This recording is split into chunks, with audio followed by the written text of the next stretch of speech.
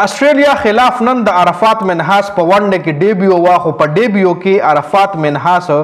یو غټ ریکارډ په خپل نوم باندې کو د آسټرالیا خلاف په لس اورونو کې 2 رنز ورکړي دي او 15 وکټي ترلاسه کړي دي په ونډه کې ډیبیو کې د عرفات منحاس نه مخکې کوم کلاړیانو او کله ریکارډونه جوړ کړي پاغه هم په دې ویډیو کې خبره کوو خو عرفات منحاس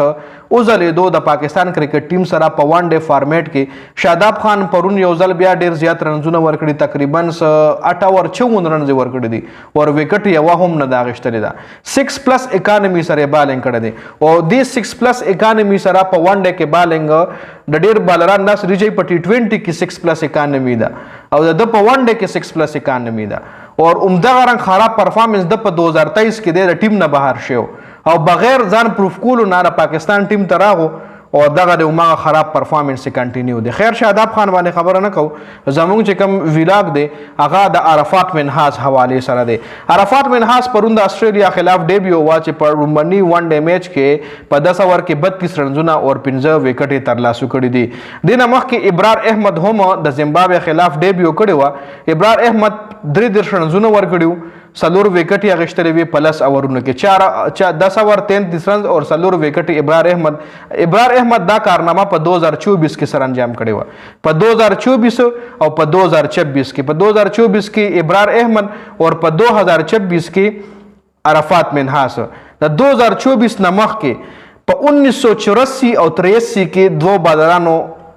په خپل ډیبیو کې ښه پرفارمنس کړو یو د ذاکر خان چې د نیوزیلند خلاف په 1984 کې ډیبیو کړی و او د نیوزیلند خلاف سلور وکټي اغشتلې وی او 19 رنز ورکړیو او بیا په 1983 کې عبدالقادر د پاکستان میسټری سپینر یو ګریټ لیجنډ سپینر عبدالقادر نه دی دا یو ډیر ښه سپینر د عثمان قادر خو به پیژنئ کنه پی ایس ایل کې پېښور زلمي سره هم لوبه کړې اوس آسټرالیا ته تللی دی نو عثمان قادر پلار عبدالقادر دا یو لیجنډ کلاړی یادېږي چې تاریخ کې یو غټ نوم لري نو په 1983 کې د نیوزیلند خلاف ډیبیو کړی و او د سلور وکټي اغشتلې وی 21 رنز ورکړیو د 1984 نه پس په 2024 کې بیا ابرار احمد دا کارنامه سر انجام کا لکه تقریبا سونه کال پس 24 دغه شو او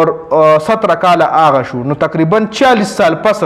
د پاکستان بالرانو په خپل ډیبیو کې یو غټ نوم په خپل نوم باندې کو هغه ابرار احمد په 2024 کې کارنامه کړی و او په 2026 کې عرفات منحاس دا سپینرانو خبره درلته کوم غوړې نه فاست بالران یاد کړئ سره پس د فاست بالرانو ریکارډ رو باسي دا سپینرانو زه خبره کوم د 1984 نه پس 2024 پورې پاکستان ته داسې خاص سپینر نو مل سپینران ډیر تیر شوی دي سید اجمل سکلین مشتاق احمد دینه علاوه نور هم ښه سپینران تیر شوي دي خو هغه په خپل ډیبیو میچ کې داسې زیاتې وکټې او ښه پرفارمنس نه کړی بیا ډیبیو نه پس خدا اوس دا عرفات منحاس دی نو د په ډیبیو کې 15 وکټې واغشتې او الله دوی کې چې دا رنګ پرفارمنس کنټینیو ساتي خو کې دې شي د مخکې پرفارم نه کی او د ټیم نه ډراپ شي لانګ ټایم د پاره د په ټیم کې سروایو نه کی نو د دې مطلب دا نه چې دا بس د ریکارډ جوړ کو د عبدالقادر نه دا ښه بالر دی یا د ذاکر خان نه دا ښه بالر دی یا د سید اجمل نه ښه بالر دی نه جی د دې مطلب دا نه شو چې په ډیبیو کې د پرفارمنس وکړو دی به تھرو اوټ په خپل کیریئر کې الله دوی کې چې هم دغه رنګ تھرو اوټ د خپل کیریئر دغه رنګ پرفارمنس جاری وساري وساتي خو مشکل ده دغه رنګ پرفارمنس خیر دا اپډیټ سودی حواله سره تاسو سره دا کمنټ لازمي